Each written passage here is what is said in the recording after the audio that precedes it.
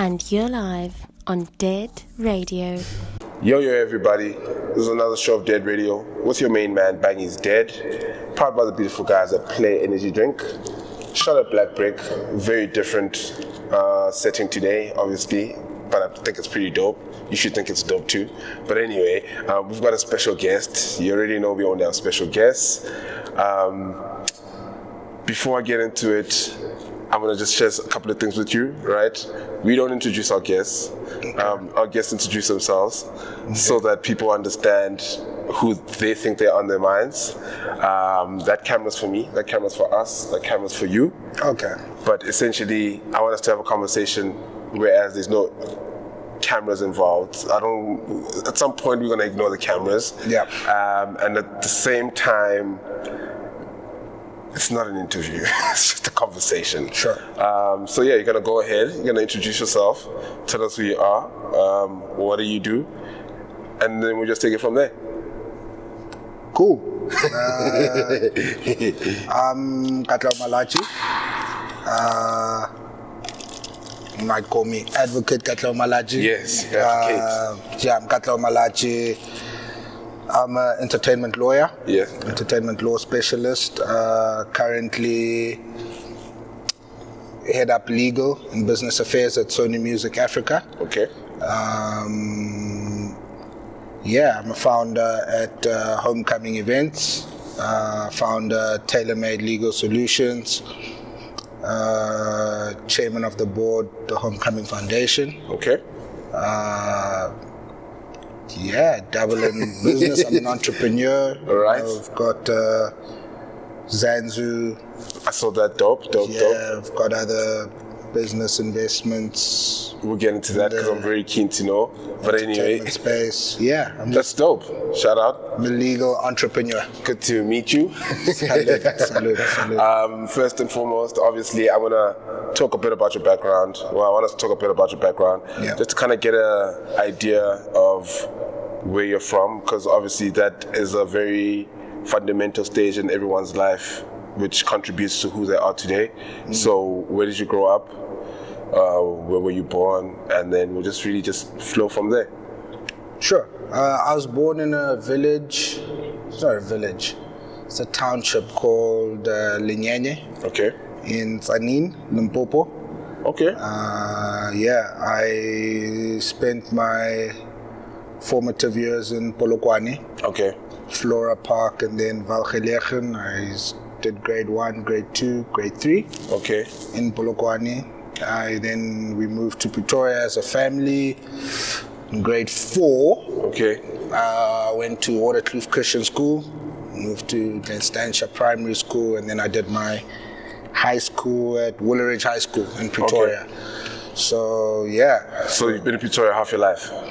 Yeah, I've been in Pretoria pretty much all my life, really. Since the age of 10, I've been in Pretoria. And would you say, let's say Limpopo? Because I don't know you're actually from Limpopo. Because I'm from Limpopo myself, which is like not necessarily weird, because I feel like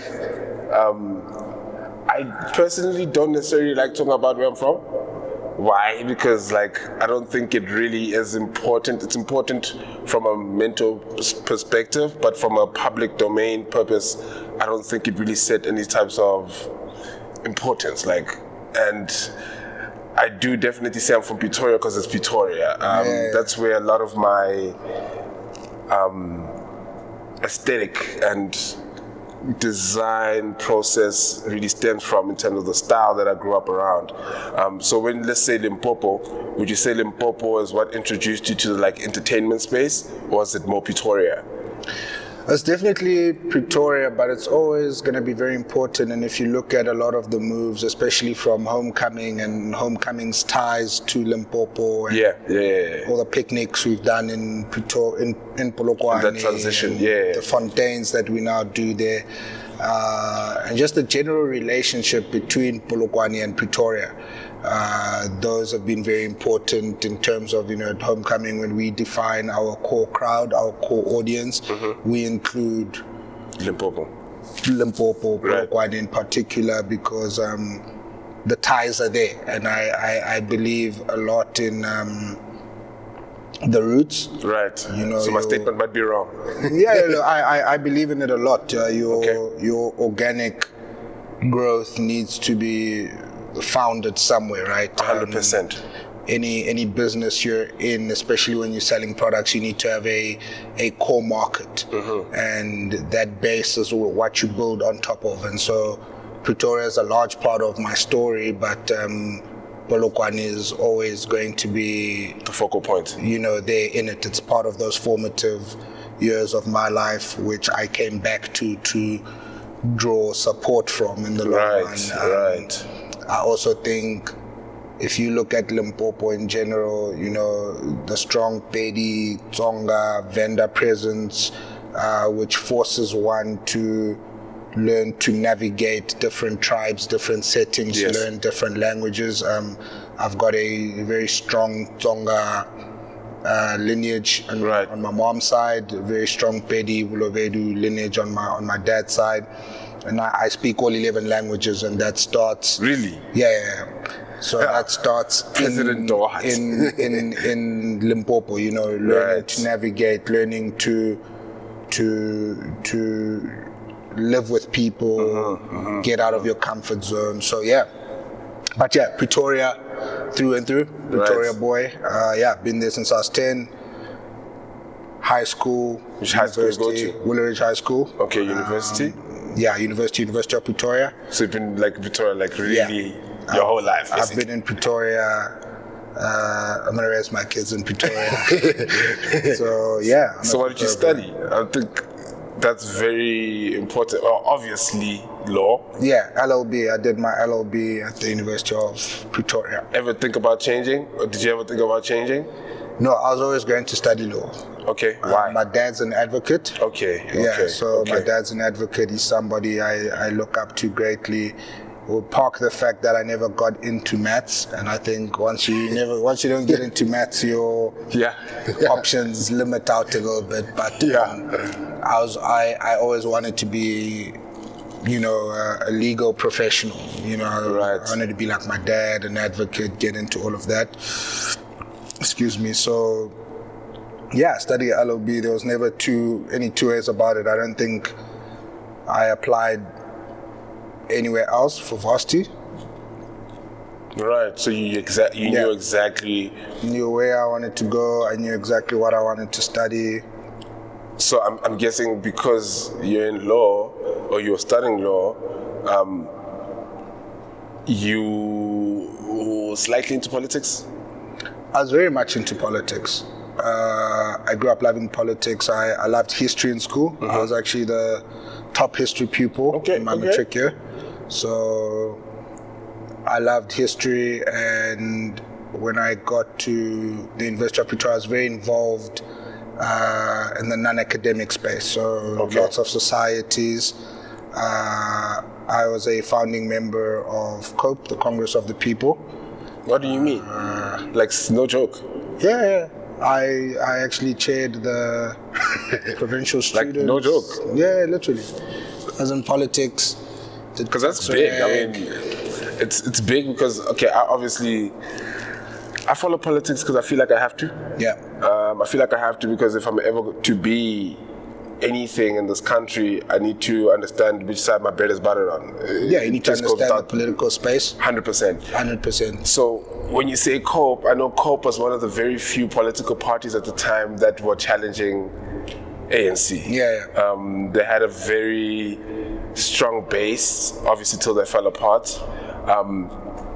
And before we head into anything else, I just want to know, why do you think they fell apart? Because you were in the inside. Oh no, I was there. I know exactly why they fell apart. I mean, a lot of why the EFF succeeded was based on the fact that Julius and them were there when COPE was destroyed. So COPE was killed off on a Trojan horse type basis, where guys came in saying, hey, we're here to help out, whereas they were actually there to ensure that it doesn't take off. And that's why people say, Julius is a dictator. And I said, well, if you're going to start a political party, you need to have a certain degree of dictatorship in you, because it's very easy for people to steal that away from you. And I mean, they were there. They saw it with Cope, and they weren't going to let it happen to the EFF. Of course, of course. I was Cope. I was the Secretary General, so in our Cope year, we That's nuts, dude. penetrated the elections, and I was on the SRC. Okay. Yeah, so I was the Secretary General of the SRC. Okay. Sat on the University Council, sat on a couple of bodies there. Yeah, I was quite heavily involved in politics. So before we carry on with everything else, last thing, based on your knowledge of politics, because I've got an understanding of what's currently happening in the country, what is your views? Maybe let me share my views before you say yours. I think what's happening right now is, like what you said, it's like a Trojan horse thing happening to the ANC. I feel like there's certain elements in the ANC that have penetrated. Obviously, I'm not going to mention any names. I mean, you should, because what do you mean? What do you mean by that? What do I mean by that? Okay, I'm going to get into deep politics, right? Yeah. What I mean by that is, I always look at the media. I think the media for me is a compass when it comes to politics. And the Zuma, or former President Jacob Zuma's times showed me that, how he was publicized and how the media had to push only one narrative. And they really focused on solely one narrative. And then now we've got another president in the same political party, but the narrative has completely changed. The narrative has completely changed. The media's talking a different language. The media isn't pinpointing this one person, or even the political party at hand right now. And right now it's even more vicious because of the COVID-19 thing, where all these things are unraveling, but we're still not blaming one guy. Like how in the Zuma years, everything, load shedding, it's Jacob Zuma.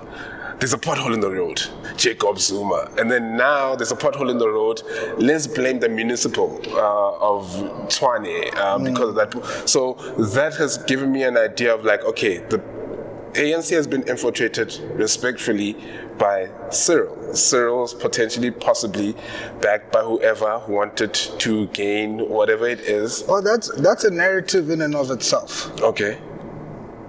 What do you mean by that? That's a media narrative in and of itself. True.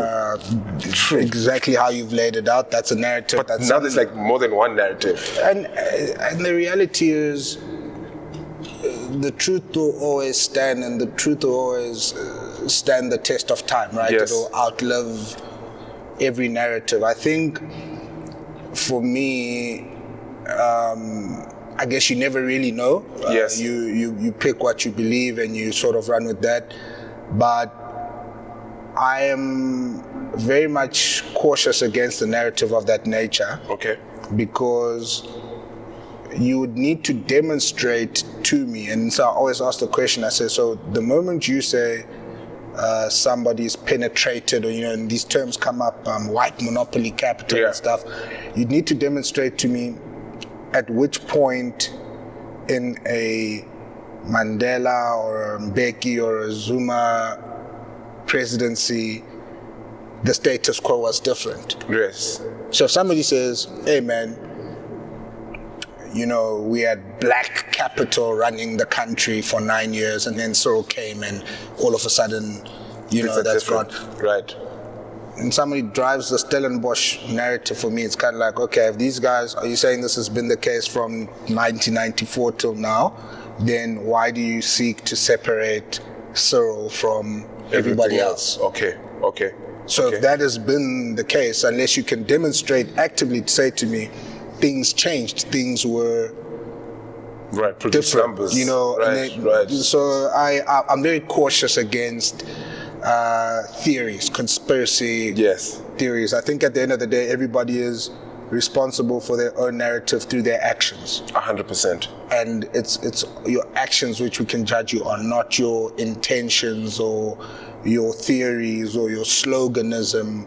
It's how you act. That's how you act. So anybody can jump up and shout and say, I'm radical economic transformation or I'm pro-capita.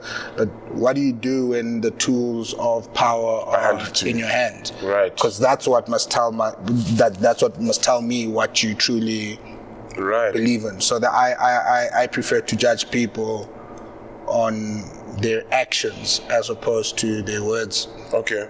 Yeah. Which is completely fair. So what do you think, what's the state of the country in your perspective, or the state of the nation? I think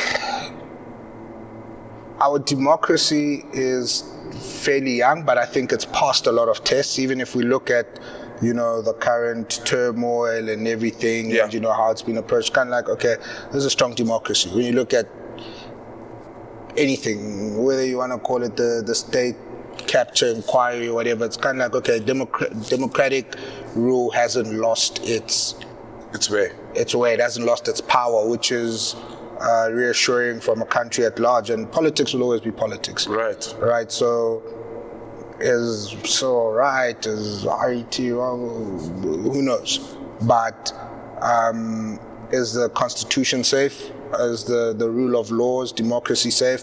They're still safe, and in that respect, then let the show go on. Let everybody do what they need to do. Let everybody prove themselves. Let the electorate go to the polls. Right. If they disagree, it's easy to sit on social media and thread. Yeah, we can come up with a hypothesis around what we think is happening or what should be happening. But then let every man take his vote and see who comes out on top. Drive his narrative. Yeah. Right. Let's take it from there. Mm-hmm. Okay. So. Cool. Clearly you have a political background. So now, from politics, how the hell, while you're doing politics, while you're still studying, how do you get into the events? Sure. So, I've probably told the story like a million times. I'll try to paraphrase it. So first year, got together. We got time. First year, get together for a picnic. I'm going to set up a picnic, almost a send-off picnic. Right. Because we're all going to Varsity, we're going to different varsities. Yes. So I have a small picnic, about 12 people, friends, SMS, hey guys. Was it ever like a political thing? No. So I wasn't in politics yet. I only got into politics when I was in school. Okay. So in Varsity. Right. So are you telling me the events thing happened prior to Varsity? So at the beginning of Varsity. Okay. And it wasn't an events thing. It was literally just a get together. Like, let's get together. We're not going to see each other. And I think it even rained the first day we tried it. And all it took was an SMS like, hey guys, okay, not today. This Friday.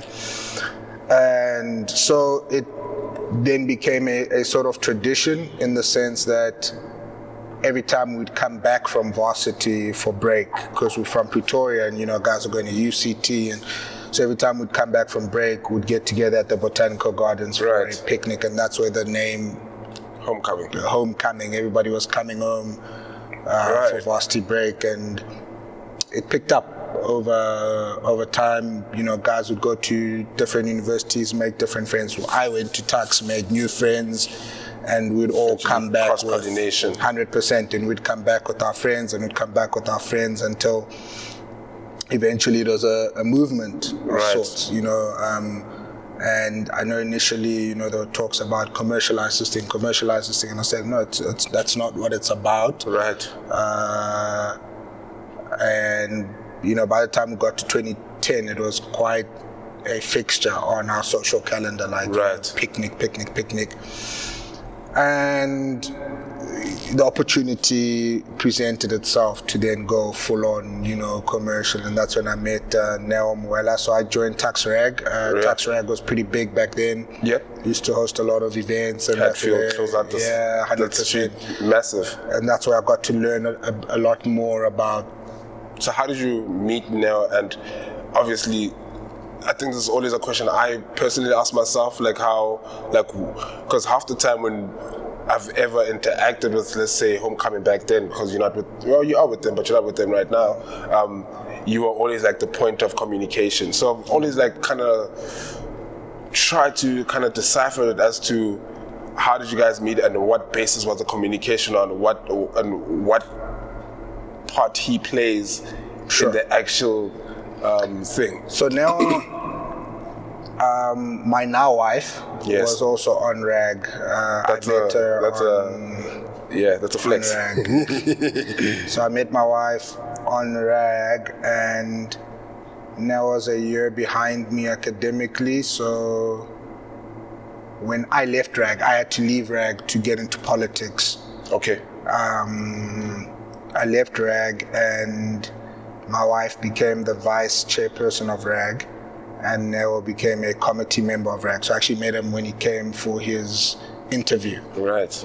And eventually he became my wife's PA. Okay. In RAG. Right. And that's where we met and we chat, and he was a Red Bull ambassador at the time. And so, he drove this narrative like, yo, let's go commercial.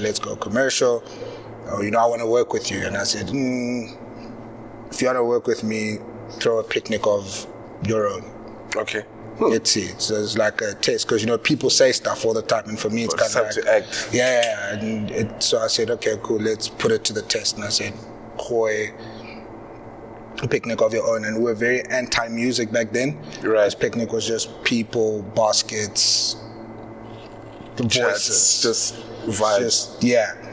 And he then got, the Red Bull truck and everything, and he actually hosted. There was a lady, Corey Shukrani, Corey Potgieter now. She was a RAG queen debutante, and she was trying to raise funds for charity. Okay. And so she partnered with Nero, and they did this fundraising, and he got like the Josh and the guys. And I remember I popped in for like 30 minutes, and I looked around and I said, okay, you did it. Yeah, I was sold. Yeah, you did it. So, okay, cool. Of course you did it.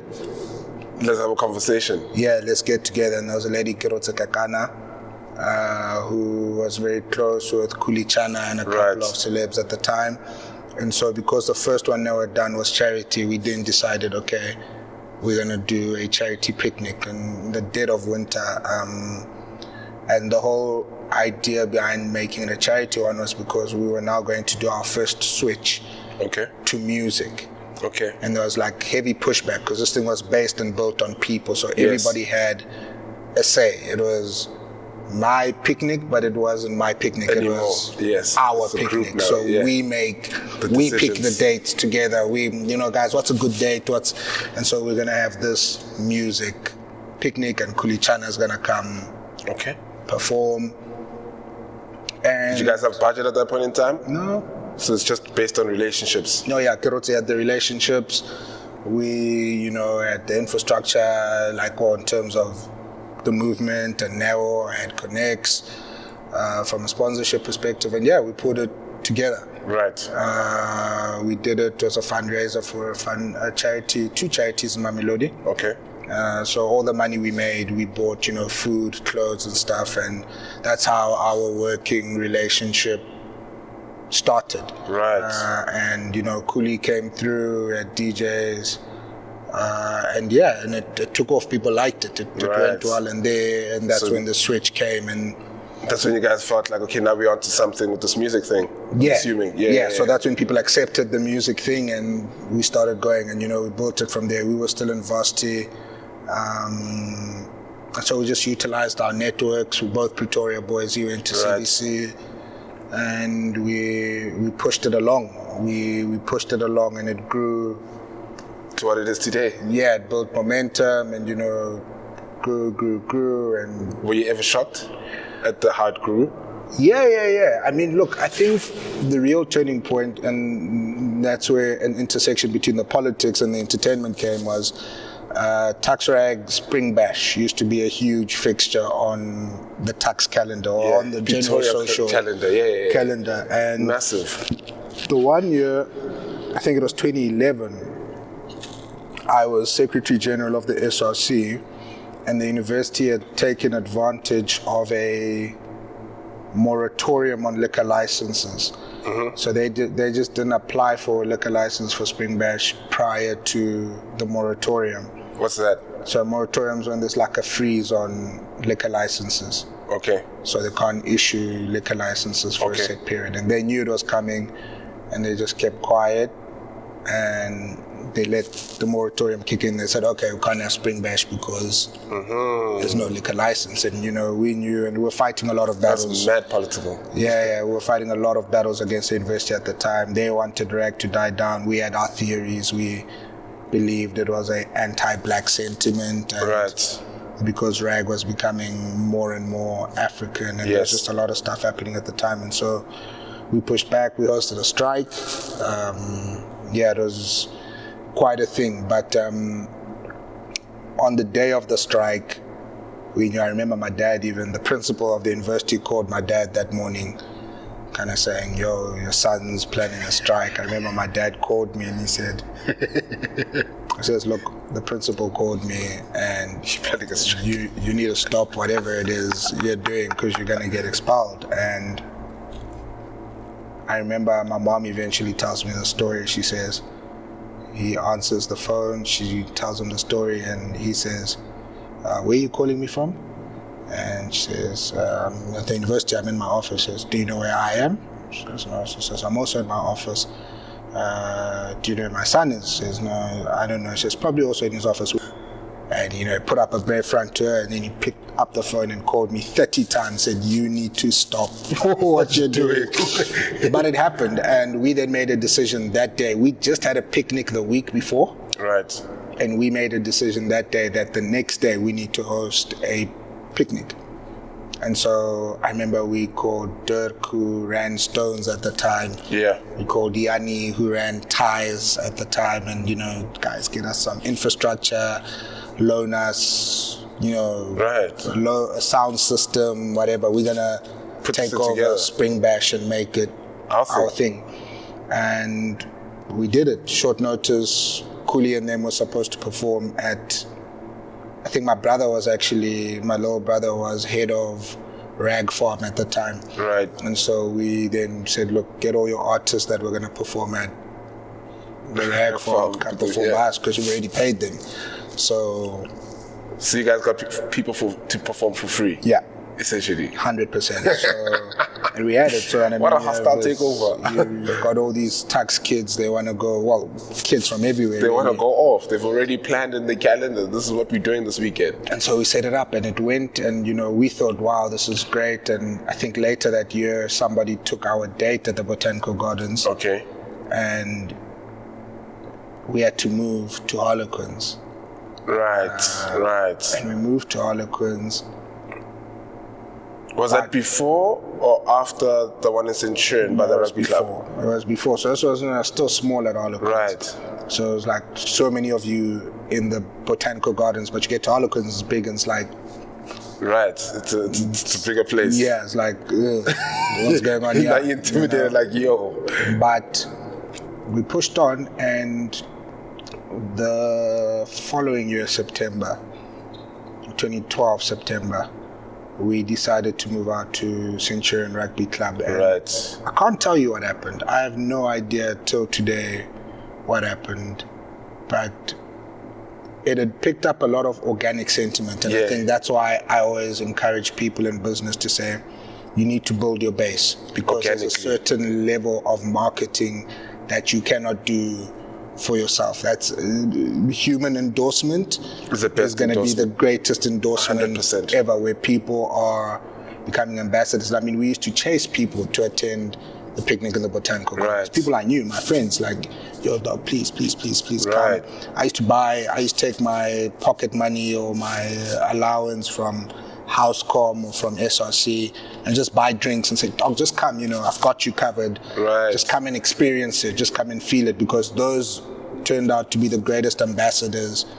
Once they tasted it, they wanted everyone else to taste 100%. Right. So we got to September 2012, and I remember we didn't bath that day. We went to go set up the venue, and we thought, hey man, if we get 3,000 people here, we good. Yo, we done. Like, it's a wrap. It's too much. And when we were getting ready to go home and bath, because, you know, the event was finally set up, I think we booked Lulo Cafe that day. That was our big act. We got to the door and the lines were massive, pouring out onto the streets. The Gautrain was new. It was riding over there. People were literally just looking over, getting off the Gautrain, coming. I think Centurion, all the bottle stores ran out of liquor that day. What? That was we accounted for about 9,000 people, but we estimated could have been anything up to 11,000 people. That's so nuts. People were just pouring in, jumping gates, jumping fences, and that's when we knew that this is the real thing. Cool. This is the real take off. I mean, for me, I can tell you what literally happened on the ground. Like from, obviously, I'm going to have a different perspective from you. It was extremely organic. And I think it was organic because at that time, I think for that time, you guys were at the perfect place with the perfect team, with the perfect concept at the right time.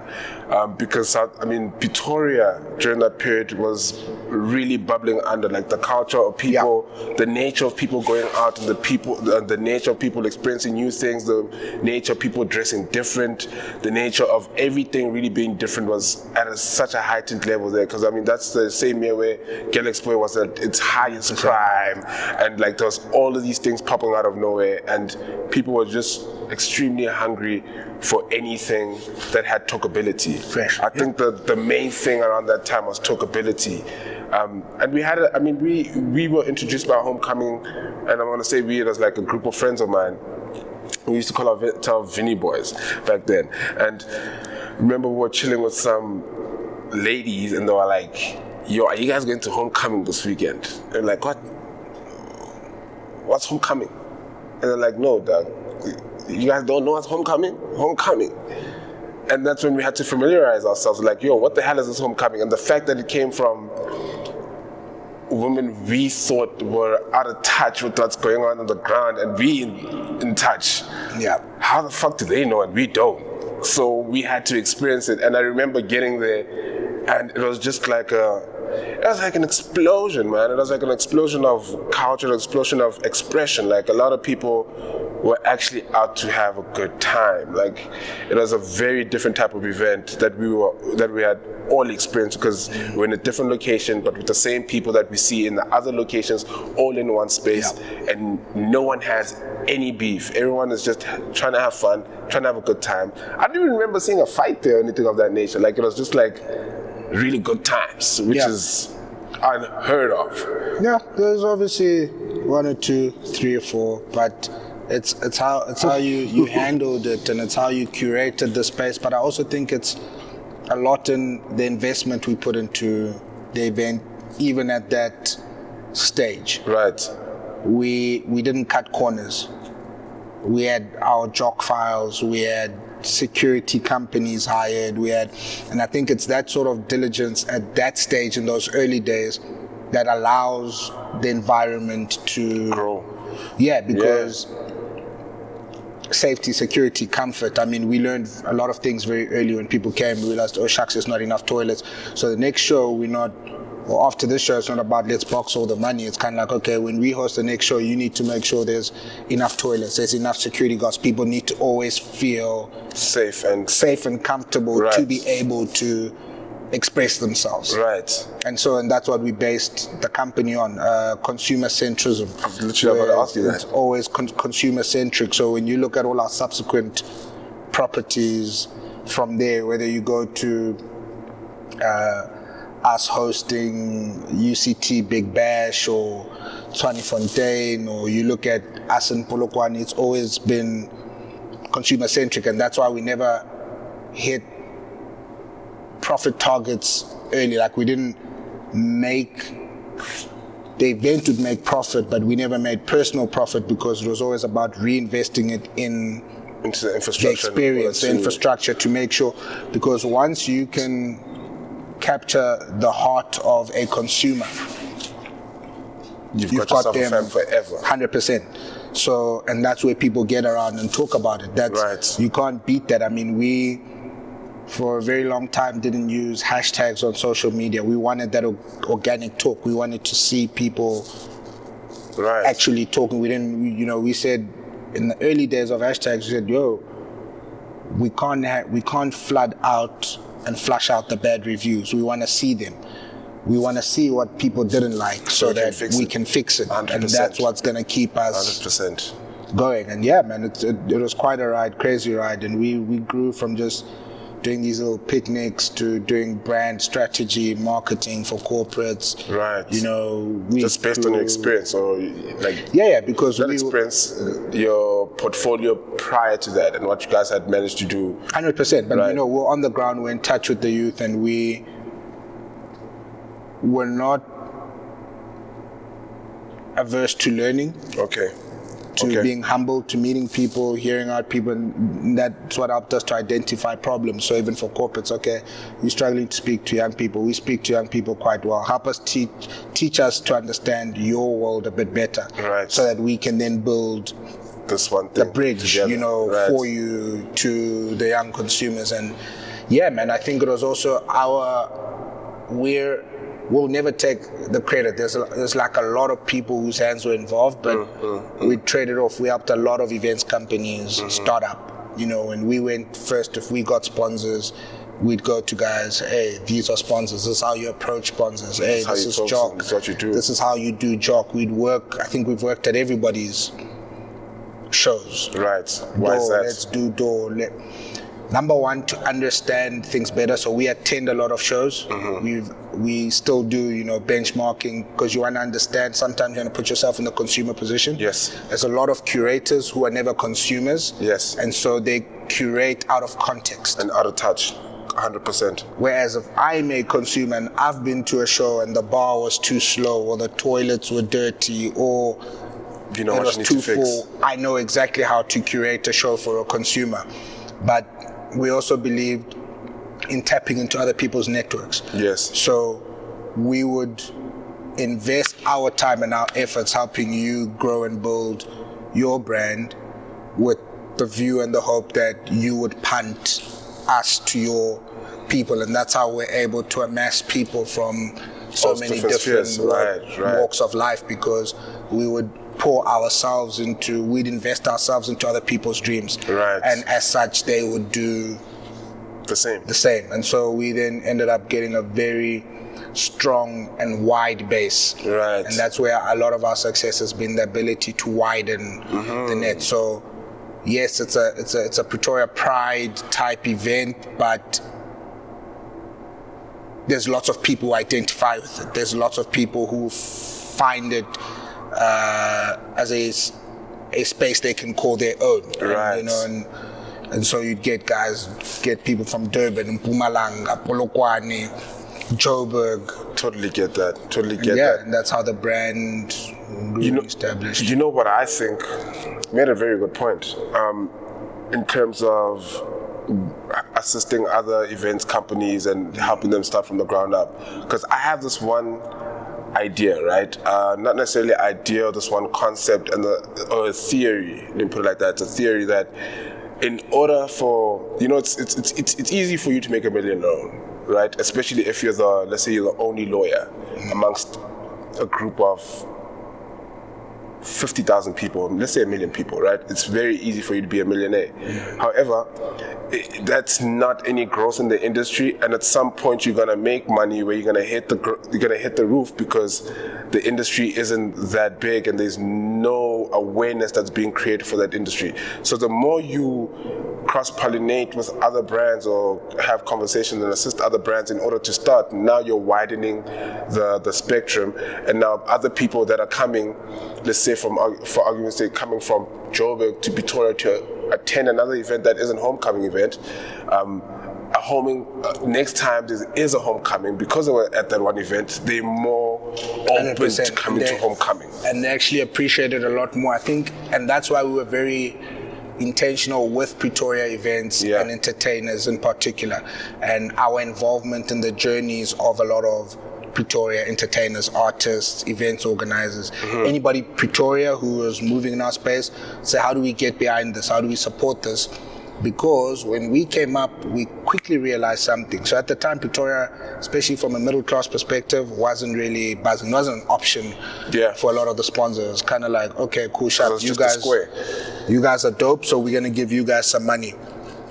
Excuse me. But then we realized the budgets are capped for our space, and we said, there's no way these budgets are gonna increase just for you homecoming. Alone. There needs to be multiple things happening in the city so that the money and the budget caps can increase. And so we started working with everybody, getting them sponsor ready so that budgets targeted towards our region could grow. And so when we went to Polokwane, we would do the same thing, chat to other people there. How do we introduce you to our connects? How do we, so that the pie can grow? Yes. Because if you're the only one eating, then there's no need for anybody to increase there's no longevity the pie. But as if there's more people eating, the scope grows. It's gonna keep growing. And your ability also then you shift, and that's how you get into things like strategy, because now you realize, hey man, I'm servicing people, so it means you can be a servicer. I can service corporate, I can service anybody, and that's literally where it goes from. Okay, cool. So homecoming happens, big event. You guys obviously start the company homecoming events. Before we leave this events conversation, right, I'm really keen on knowing at what point do you guys now start to think or start executing or conceptualizing having other events under homecoming events? Because you guys could have literally sat down on homecoming and let that be a cash cow forever. So sustainability, right? Yes. So we started picking up, number one, we were doing 4 picnics a year. Yes. And that was great until people had options. Yes. Right? So people would say, no, we're not going to go to the autumn one, we'll catch the September one. So the fluctuation was crazy. You'd get a picnic in April with 3,000 people and get a picnic in September with 8,000 people, right, and get a picnic in December with 5,000 people, right, except your budgeting and your planning is the same across the board. The venue's the same, 100%, everything is the same. So you were saying, okay, cool, it's fine. We've sweated this asset, now we need to limit it. So we limited it to twice a year until we eventually got it down to once a year. Yes. What happens when you're dealing with once a year, sure, you can get a big payday, but what are you doing throughout the year? How are you making money? How's this going to be sustainable? If you're talking about not going a professional route and this is your life, how are you going to make money? You need frequency. And so when you start thinking frequency or consistency, you start thinking frequency. So how then now do we start hosting other events? How then do we start providing other services to maintain the same frequency? Do you understand? Of income? Because now you said, okay, cool, let's open. Well, we can say income and also talkability. But for us, really, that was income. The thing was income. So how do we build some form of consistency? So we got Thuli Kupilo at the time, and then say, okay, open a social media division. Let's get involved. So it was part of the initial, promo people who promote everything, music albums or whatever, just to get a flow going. And I think, you start finding other gaps in the market, then you start saying, okay, cool, there's Polokwane, okay, sharp, there's something else to add to the calendar. How do we spread this cake wide enough? And we weren't looking to make a living off of it at the time, but we were planning for a time where if we did decide to make a living out of it, there was a living to be made. Right. Cool. You guys start tapping heavily into music. And by heavily is you guys now have an event where you give artists, or you guys are like almost creating a monopoly, if you know what I mean, where you have an event for artists to audition to be on your stage. Just solid concept, really good concept, because that's like promotion for the actual main event. Very solid. Now, I always thought, like, even when I heard that you went to Sony, I really high-key thought you were in AR. Like, I was actually not expecting what you were doing, because majority of the people that you guys, or that won these competitions, are our big names today. Which means whoever was on the panel of the judges has a really good ear and are basically visionaries. So now, how did you guys choose those people? Because you guys have 4 people that have been on your stages that I can call off the top of my head that right now are household names. So how does that happen? So I think, and one of the biggest things people miss in marketing in entertainment is sub markets. Okay. Right? So everybody wants to hit the main market. But we're of the view and the opinion that 1,000 people might want to see DJ Maphorisa. Okay. But 100 people might want to see DJ Bangy. Yes. And 1,000 people can see DJ Maphorisa anyway. Yes. Maphorisa can perform 30 gigs in Gauteng, meaning you can see him anyway. You don't have to come to me to see him. But if I can tap into 10 people with 100 people following, not only am I guaranteed those feet in the door, but I'm guaranteed access to a new market. And it's that cross-investment, right? So I've got the platform. If I open up my platform to you, it's not just to you as an artist, it's also to the people that support you, people who I might never have been able to reach. Yes. Or market to. Yes. So they're not coming to me per se, they're coming to see you. To see Bangy. Yes. But you're here now, and this is the greatest events company in the world. Right. And you're gonna love it, and you're gonna be back. Of course. Right? But we're also very pro-Pretoria. Yeah. So how do we grow Pretoria? Because if we grow Pretoria, we grow ourselves. Yes. The bigger Pretoria grows, the bigger it gets for 100%. For us. And so it was more about, so Artist on the Rise is a competition you speak about. Yes. And we started Artist on the Rise for a number of reasons, including some of those that I've mentioned to you, but also in terms of unearthing new talent. So how do you become part of somebody's journey who you can cross-leverage from? Because one thing we knew, we said, these guys aren't coming to save us. We weren't getting the sponsorship we should have been getting. We weren't getting the corporate support. You know, there's a lot of guys who come up and there's somebody there to help you, a family member, or Smang Mankai. We didn't know anybody. So we said, we're gonna build this thing ourselves. And you can't focus on yourself, you gotta focus on everybody around you. So whilst you helping the events organizers, what about the artists, this entire ecosystem? Right. Service providers, guys who provide food, what not next? How do you build everybody around you so that we are not overly dependent on the external? So it's kind of like by the time you find us put together. Yes. And we then started tapping into that, but it was more the support we gave to these guys on a day-to-day basis. Because it wasn't you perform at our show and then we forget you. No. It was, you perform at our show, hey, this guy's having a show, hey guys, I like take this guy. We did a lot of consulting for Oppikoppi back in the day, and we were the first people to start bringing nobodies out, black nobodies, to Oppikoppi. Right. Yeah, that was a very big moment. I can never forget that. The homecoming stage. Yeah. You know, big. I mean, I'm talking as early as 2013. We were putting guys on the Oppikoppi stage. But we weren't just putting, Double H and Black Layers and everybody at the time. We were putting whoever. If you were around us, there's a lot of young artists who went to Oppikoppi before they went to any big show. Right. And it was us kind of saying, let's push, let's get this name out there. I remember there was a show in Pretoria. Some guys were coming to us, the big show at the arena. And we were up in arms about it, and we said, well, you come and host a show here, where's the locals? And there was all these big names, huge. I remember that. Yeah, and he said, okay, who do you want us to book? And we sent them the list. We said, Devin Gogo, 25K, Focalistic, Venom, Banks. And said, yo, who the hell are these people? Yes. But listen to those names. Right.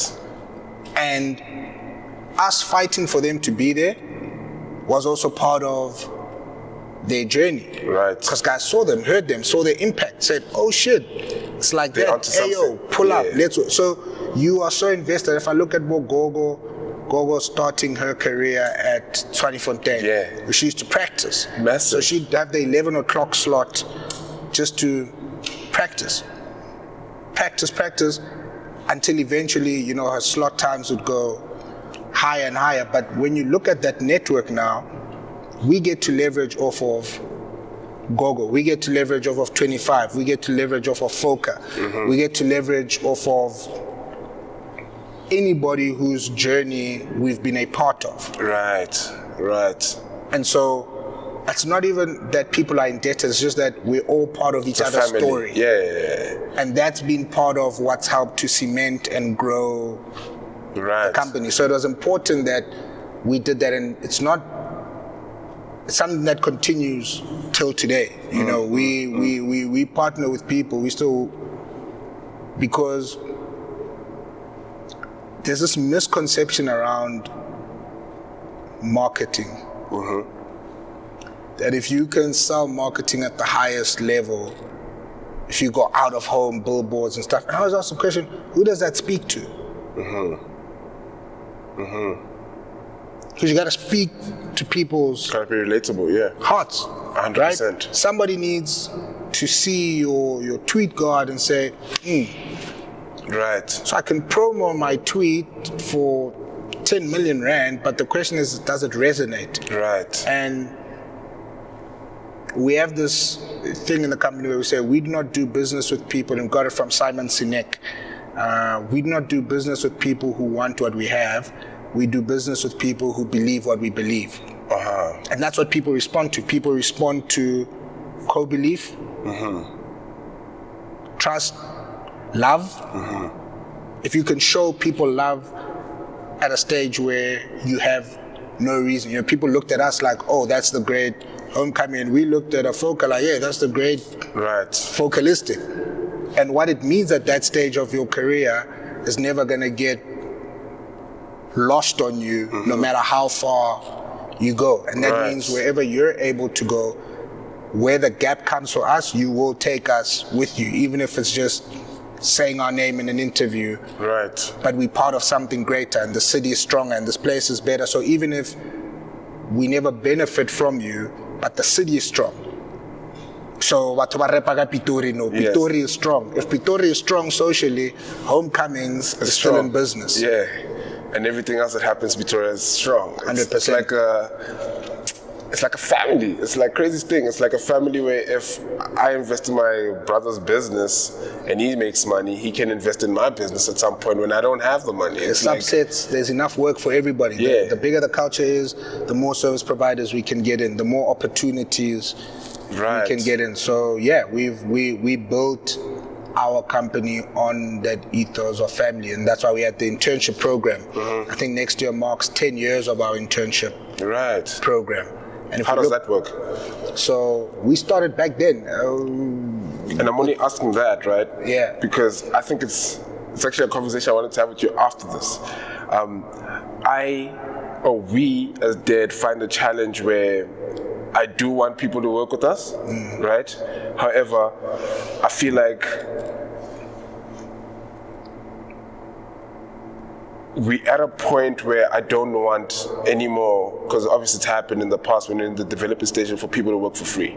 I don't want it anymore. Why don't I want it? I think it sets a very negative narrative, especially if I want the brand to go in the direction where it develops people. And where we're in a generation where the only development that people want is monetary. They don't want to have a conversation with you about how to be the next great guy. They want you to give money to actually be the next great guy. Sure.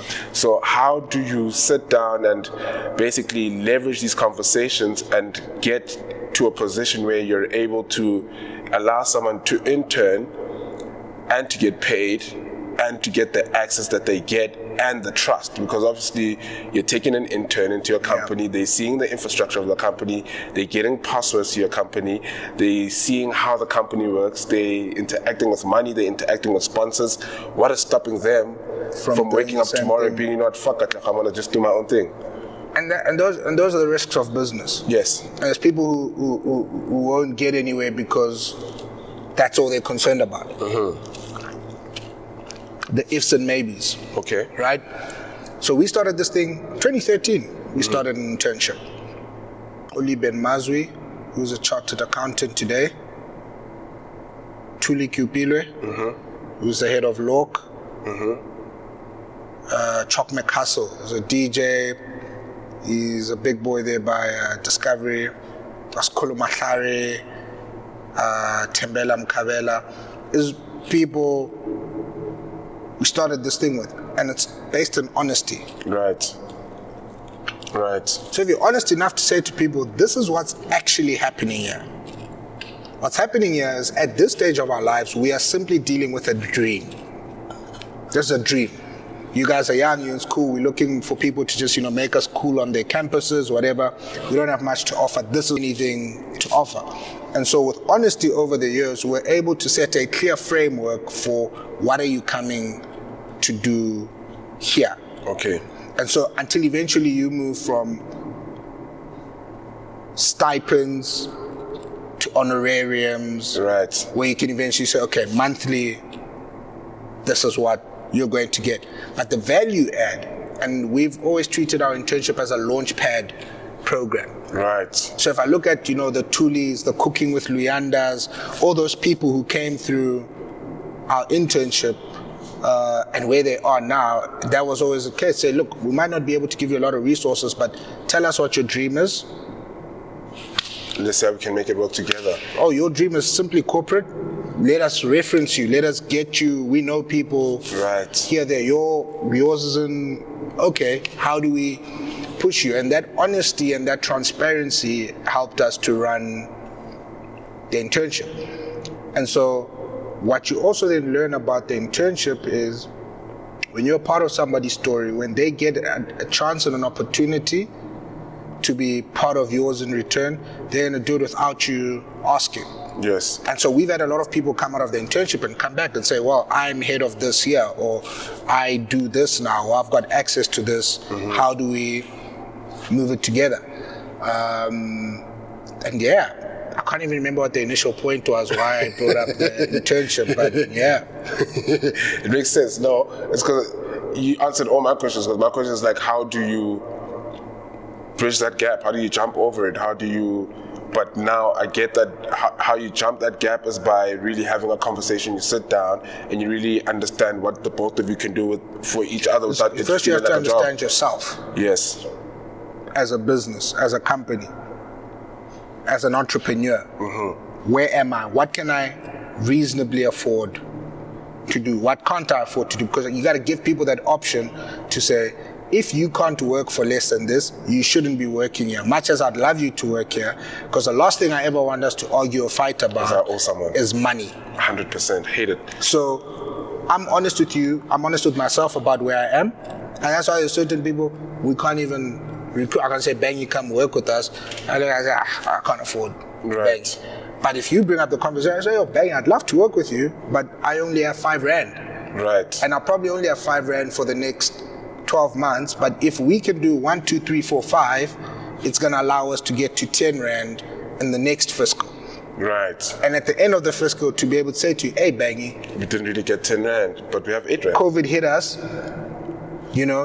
maybe we're not at 5 anymore, we're not even going up, maybe we're at 4 or 3, but if we push another 6, this is what's in the pipeline in terms of what we've been working on, and we're going to end up at 15. Right. And the decision is yours to make, and that honesty and transparency is a key. Solves the problem. Right.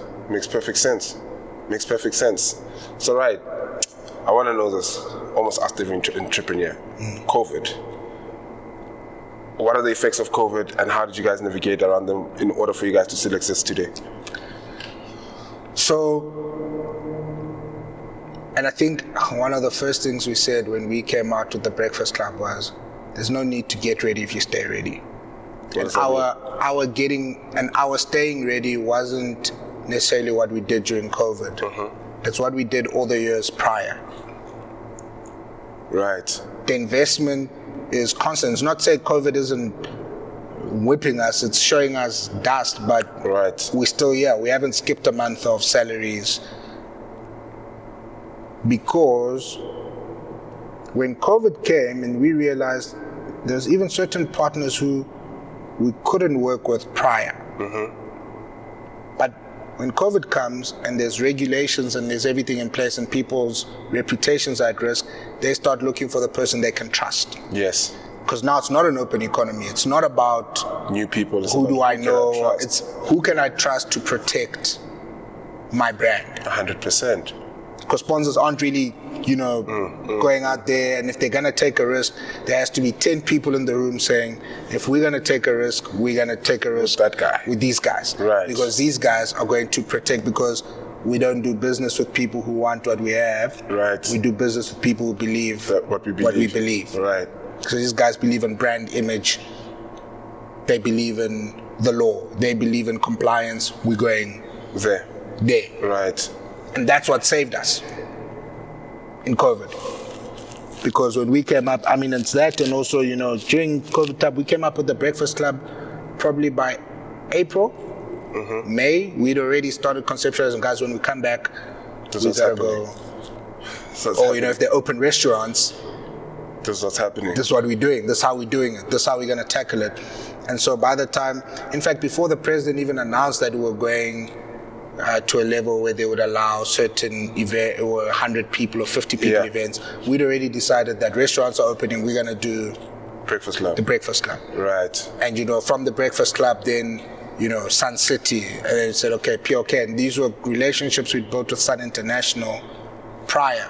And it's kind of saying to entrepreneurs, every day is a building day. Every day is an investment day. Every day is planning for a rainy day. Right. You need to be... That rhymed. Yeah. You need to be consistent. You need to be reliable, dependable. People need to know. Because there's a lot of stuff... We've seen a lot of events close down. We've seen what people did with their money. Yes. I said, okay, that's fine. These bros, in any case, they don't intend to be here for the long haul, but we intend to be here for the long haul. So we'll always reinvest in ensuring that this is the most comfortable place, it's the safest place, right? No trouble with the law, And then a COVID comes, and somebody's looking around, and they're saying, this guy's never had any problem. These guys have never had any problem. Right. We're gonna roll with these guys. Right. And so it's basically, the nutshell is doing what you need to do today, so that in the future people know that you're the go-to guy for that. You take care. You build. The ark was built when the sun was shining. Yes. Right. Yeah. Ark was built. Okay, now Sony. You get into Sony. How do you get into Sony? Were you headhunted? Why I'm asking? Because obviously before Sony, you were already working with like a lot of the artists that are big today. And do you feel like it's maybe a conflict of interest in any way? Is it a conflict of interest where, before even that question, is it a conflict of interest where the same artists that you're booking are the same artists that you're protecting? If you get what I mean. So, look, I started entertainment law consulting straight after my articles. Okay. In 2015. I went out to market alone.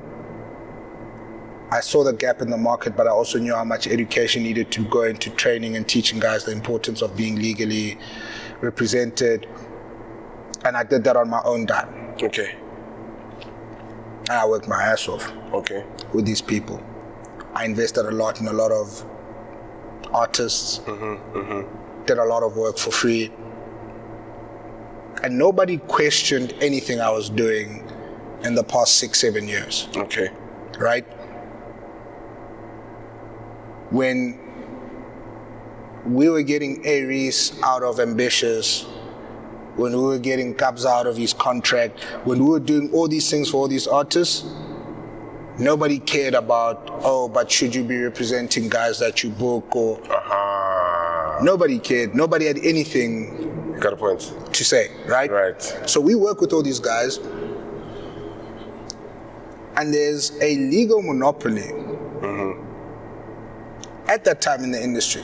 There's a lot of older artists who exploited black artists, and that's why we hear still about people dying poor. They exploit all these people through their white attorneys. Right. Say it. People say, don't say it, be PC, whatever the case may be. There's a certain clique of people that were being used to... Right, do the same thing over and over again. And so we come in and we start breaking these things down and we start giving guys an alternative. Right. And our guys can't afford it, they don't understand it, so we're doing this for nothing. We're building, we're improving. When we're cleaning up the piano mess, nobody was sitting there saying, isn't it a conflict of interest that you represent all these guys? So why now? When we're solidifying the industry, making sure that everybody can now, unlike Kwaito, everybody in piano can actually make money and not die broke, poor. Right. There was no opinions. Right. There was no problems. I got headhunted by Sony. I know. I was gonna go to the bar. I can tell you how I know. It's just known. It's a known thing. I get it. You don't look like a guy that's gonna go hand in a CV, respectfully. Fair. I'll take that. You're going to the bar? I was going to the bar. The Sony thing comes up. It's very important then for me. I mean, I only saw myself at the majors in my 40s. I'm 31 years old right now. I didn't quite see that as the time right now. No. But I said to myself, I'm equal to the task. Why? Because I've taken Sony the full 90 minutes. Right. Legally. I've gone head to head with all the majors. Right. I've represented my clients. We represent at Tailormade. When I was there, and they still do now, they represent, for me, a large majority of anybody who matters in South African music right now is represented by Tailormade. How did you do that before you go into everything else? Based on just the work spoke for itself? We forced our way into people's legal. Okay. We had to go to people and say, let me do this. Let me prove myself. Let me show you why I can do this for you. And we'd run up the bill at what it costs. Say, what I did for you cost 60,000 Rand. But you can give me 10. Pro bono, right. 10. I thought you said pro bono, but you size them up. Yeah. You size. Who's it? Okay, Bangy, come on, dog. Let's be true. Yeah. 10, dog. 10 But we did a lot of stuff. A lot of crazy stuff. We lived in that community. Right. I worked with people who left me and who left the company and said, no, we're going to do this on our own. I said, you guys don't understand something. In order to service these people, you need to live with them. You need to understand them. The biggest disconnect in South African entertainment law is that there's a huge gap between. So there's lawyers on one side, entertainers that side, and guys think I'm just going to service you or charge you. It's like, I need to understand you. I need to understand how you think, why you think the way you think. And we did all of this work and nobody had a problem. Right. And you get headhunted by Sony, and I respectfully hand in my resignations at homecoming. We appoint a new MD. I respectfully hand in my resignations at Tailormade. We appoint a new MD. I really like how you guys appointed the new MD. That someone does an intern that kind of climbed the ranks. Yeah. Very commendable. Yeah. I can really clap my hands to that because it says a lot for people like myself, where sometimes the people that you should be employing for certain positions are people that have shown themselves that they deserve the job. 100%. Very commendable. But if you and that's the thing about company culture, you need to develop it and teach it internally, because those are the people that are gonna carry it. They understand. So I can walk away from homecoming knowing the people that are there understand the homecoming culture. I don't have to worry about a new culture being started. 100%. Right. And so you get to Sony, and all of a sudden the questions kick in. But what about the conflict of interest? What conflict of interest? For who? for Sony, the guys who employed me. Who headhunted me? The guys who know, because my employment contract is with Sony. Right. So Sony knows what's going on with me. Or for who? For Tailormade clients? Guys who I had to ask for permission. I asked for permission from all our artists. I said, guys, Sony wants me to come there. If any one of you says no, I can't go. Wow. But why did you do that? Because Tailormade needs to outlive you. Me. Right. And the job that Tailormade does is far more important than anything I can go do at a major. Right. The service that they provide. And so we had to speak to each and every single person, say, here's who's going to take over. Are you comfortable with that? Mm-hmm. And they say, sure, we're comfortable with that. And I had to explain why I need to go to a major. And I explained this to them. Why? I explained it to them. Can you explain it? Yeah. I explained to the artists, and I explained to my team, and I explained to my family why I need to go to a major. I can't understand why. I'm glad. In order to outlive a system, you need to know what happens in you the have to understand. inside. The problem is there's digital migration. There's so much going on, and it's happening on the run. And you don't get to go to school for that in Mzansi. Yeah. So you need to be there to see it, to understand inside, to actually experience it 100%. And so they get it, right? And they're happy with who's servicing them now. But it's everybody else on the outside who's scared. And what are they scared of? We've got 13 years in entertainment, living in this ecosystem. 6 years focused, specializing in legal. And everybody looks and says, that's way too much knowledge to take to a competitor. And so they say, but isn't there a conflict of interest? I say, well, what's it to you?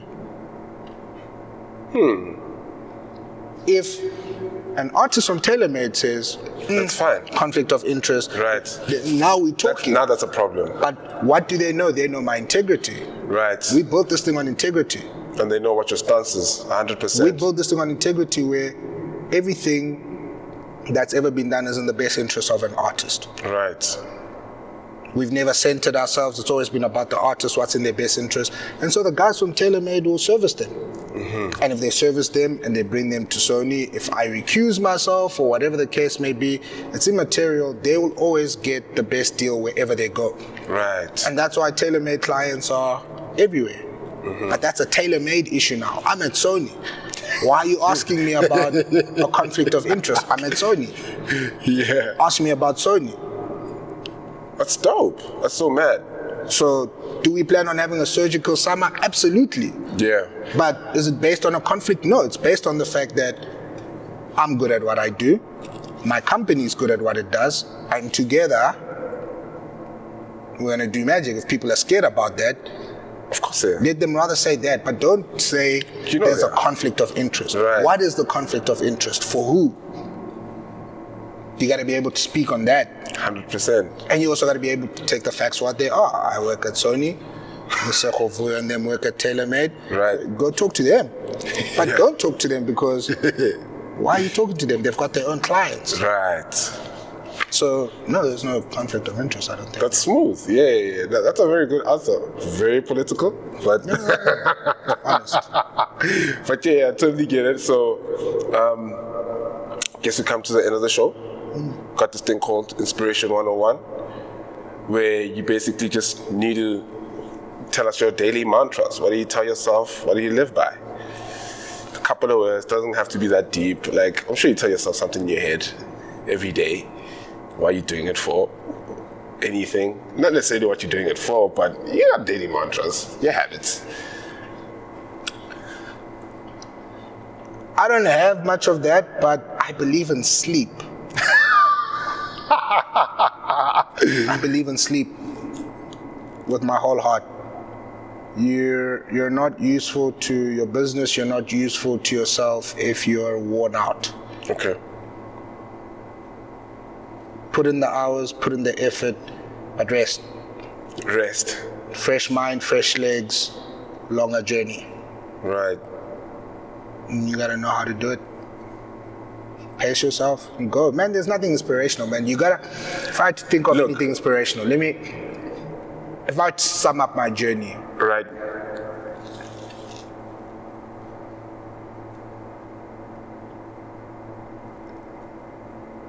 Be kind to your dreams. And what does that mean? Especially in our space, it's very easy for your ego or your personality to get fed. And for you to be more focused on yourself, right? But it's the dream that's given you who you are. This platform. Ego, yes. And once you feed this and you stop feeding the dream, you're gonna lose both. 100%. But if you keep the main thing main, and you feed that, and you focus on that, and you nourish that, this is always gonna be there. But you have to be kind to your dreams. You have to nurture them. You have to feed them. You have to replenish them, because they will get beaten, battered. You have to prune them. They're gonna go through dry seasons. But if you take care of them, you're always gonna be fine. Right. You'll go through a dry season, but you'll always be sharp. And if you're kind to your dreams, you will know how to be kind to people. You will know how to move. Because if your dream is bigger than you, and I think that's it, keep your dream bigger than you. Bigger than you. Keep the vision bigger than you. For as long as it's bigger than you, you're good. You're good to go. All right, thank you so much for your time, man. Thank you, sir. Ladies and gentlemen, that was actually a really good conversation. We're at the end of this episode, Dead Radio. Don't forget to subscribe, turn on your notifications so that you know when we upload a new video. But from me, Bang is Dead, and from my special guest, you know who left special guest, dog. Thank you very much for tuning in, man. That's about it. That was a good conversation. And you're live on Dead Radio.